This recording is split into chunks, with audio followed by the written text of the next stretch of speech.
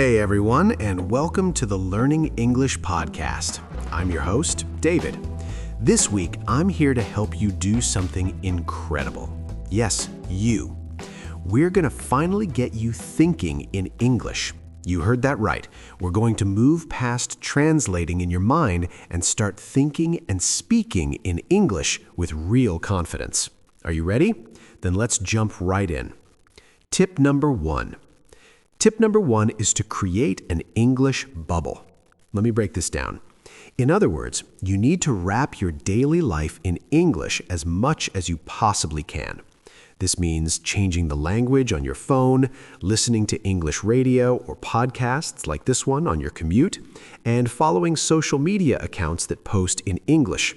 The more English you let into your world, the more naturally your brain will start to use it. Now, let me tell you a quick story for encouragement. A few years ago, I met a remarkable English learner here in my city. Her name was Clara. She'd never left our country, never studied at an expensive language school, but when she spoke English, it was unbelievably fluid and natural. I had to ask her, "Clara, how did you get so good?" You know what she told me? This exact tip. She'd created her own English world. She watched all her favorite shows in English, listened to English audiobooks while cooking, and even set her GPS voice to English. She made English a normal part of her day, not just a subject to study, and her brain adapted. So, if you're wondering if this is possible for you, the answer is a huge yes. It doesn't matter where you live. Start building your English bubble today. Tip number two. Tip number two is to narrate your life. Yes, talk to yourself out loud. Listen closely. It's crucial to practice forming English sentences with your voice, not just in your head. For example, as you make your morning coffee, say, "Okay, now I'm boiling the water. I'm pouring it into the mug. The coffee smells amazing." Describe what you see, what you're doing, what you plan to do next. This forces your brain to organize thoughts directly into English. Now, I know what you might be thinking. David, people will think I'm strange. Okay, maybe don't do it in a crowded elevator. But in your car, in your kitchen, on a walk? Absolutely. Speak with confidence. As your guide on this journey, I believe in you, and you need to believe in yourself. When you believe in yourself, your voice gets stronger. So, tip number two, narrate your life out loud. It's a game changer.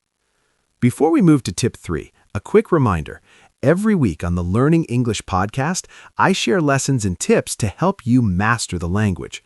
If you want to make sure you never miss an episode, just hit subscribe on your podcast app. It's free and it's the easiest way to keep learning. Okay, back to our tips. Tip number three. Tip number three is to think in pictures. Stop trying to match every English word to a word in your native language. Instead, connect the English word directly to its meaning using an image in your mind. For instance, don't think dog, perro, image of a dog. Just think dog and immediately picture a furry barking friend. You can use physical flashcards with pictures or apps that work the same way. I used this method when I was learning Spanish, and it totally changed my speed. Why? Because it cuts out the middleman, the translation.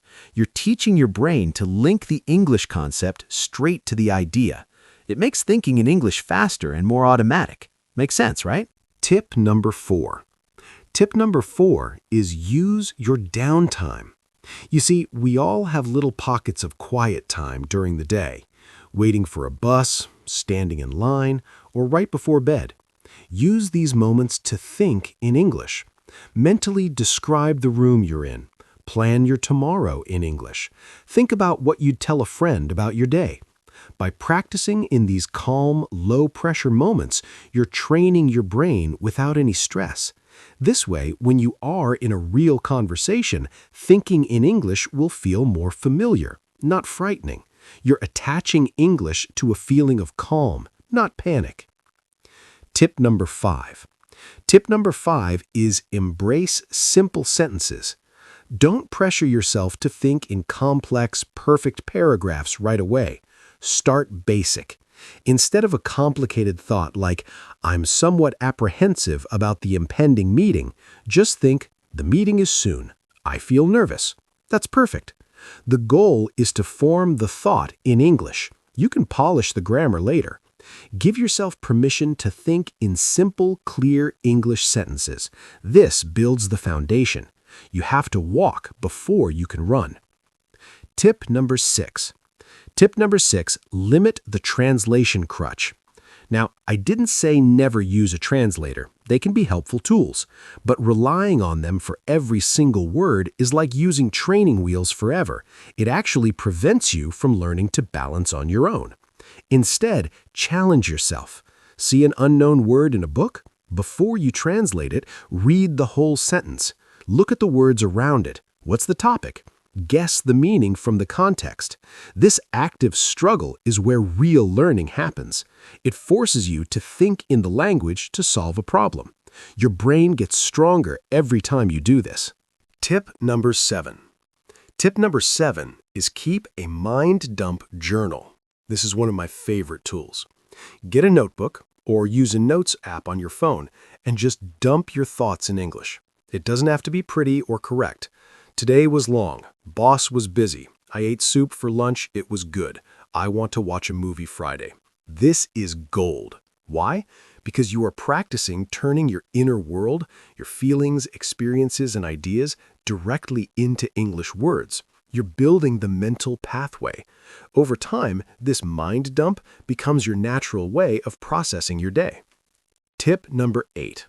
Tip number 8, find your conversation corner. You need to test drive this new way of thinking. Seek out opportunities to chat.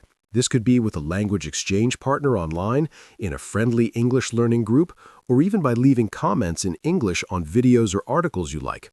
The goal isn't perfection, it's practice. When you have to produce English in real time, your brain kicks into gear. It starts pulling words directly from your new English thinking zone. It will feel slow at first, but that's how you build speed. Tip number 9. Tip number 9 is celebrate the small wins. Did you just realize you thought, I need an umbrella when you saw rain clouds, and you thought it in English first? That's a win. Celebrate it. This journey is made of tiny moments. Maybe you dreamed a few words in English. Maybe you cursed at a broken plate in English. Every time you catch yourself thinking in English, even for a second, give yourself a mental high five. This positive reinforcement tells your brain, yes, this is good. Do more of this. Tip number 10.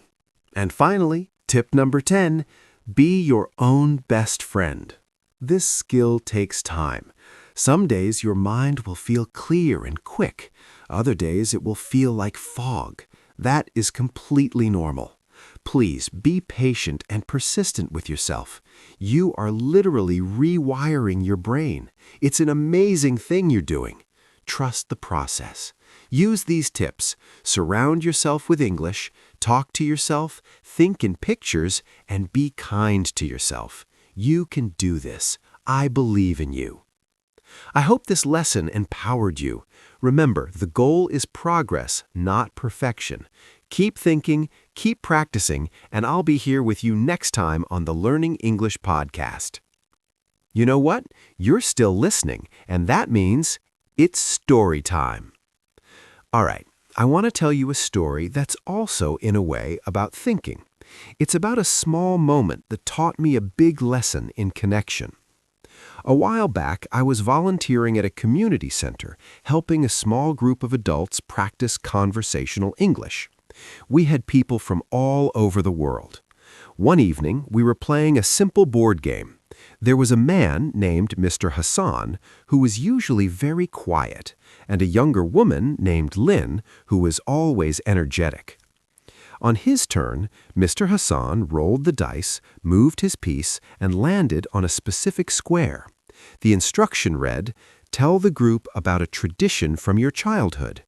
He read it slowly, and I saw his face freeze. He looked down, uncomfortable. The room got quiet. Now, I was about to jump in and say, "It's okay, you can pass," or offer an easier question. But before I could, Lynn did the most beautiful thing. She didn't say a word to him. Instead, she took her own turn. She rolled, moved, and deliberately landed on the same square. She looked at the card, then smiled at the group. "A tradition from my childhood?" she said. "Okay." Every autumn, my family would go to pick persimmons. The air was cold, but our hands were busy. My grandmother would always say the first fruit was for good luck. We'd eat them, and they were so sweet. It's a happy memory. She told her story simply, with warmth, and as she spoke, I saw Mr. Hassan slowly relax. He was listening, not to the English words as a challenge, but to the memory. When she finished, there was a soft feeling in the room. Then it was Mr. Hassan's turn again. He cleared his throat, he pointed to the card and said, "My tradition was also with family, for Eid. Early morning, many smells, my mother's hands making sweets, very happy noise." He struggled for some words, but his meaning was crystal clear. The group nodded, smiling. Lynn hadn't translated for him. She hadn't explained the grammar of the question. She had modeled it. She showed him it was safe to share a memory. She thought ahead to what he might need, not help with words, but with courage. In that moment, she was thinking on a whole different level. It was a lesson for me in kindness and smart thinking. Sometimes the best way to help someone think isn't to give them the answer, but to show them the path is safe to walk. I've never forgotten that game night. I hope you enjoyed that story. Thank you so much for spending this time with me. Have an awesome week. Keep thinking in English, and I'll talk to you in the next lesson.